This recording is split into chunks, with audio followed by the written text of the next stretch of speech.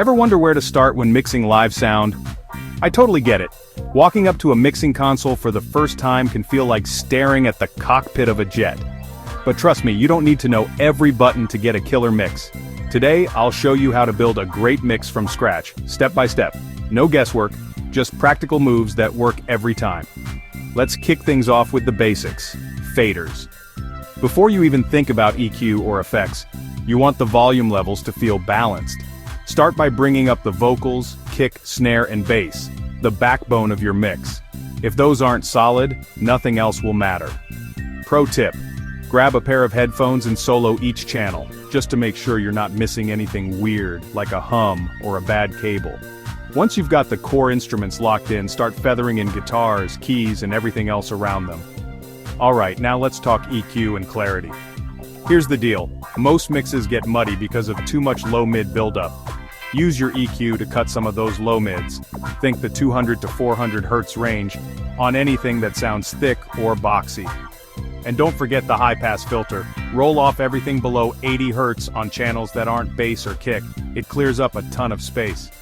If you've got similar instruments, like two guitars, try carving out a little EQ for each one so they don't fight for the same space. Compression time. Think of compression as a gentle hand keeping your levels in check. For beginners, start with light compression on vocals and bass. You want to smooth out the peaks, not squash the life out of them. I usually set a ratio around 3 to 1 and bring the threshold down until I see maybe 3 to 6 dB of gain reduction.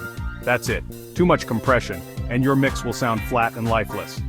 Now let's add a little space with effects. Reverb and delay can make your mix sound way bigger, but less is more, especially in a small venue.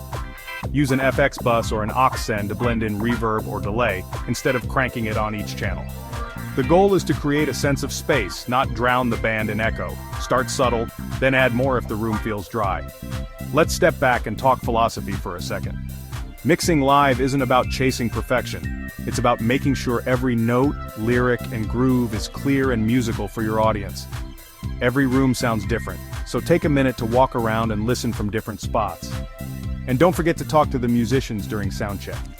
They'll let you know if something feels off on stage, which makes your job a whole lot easier.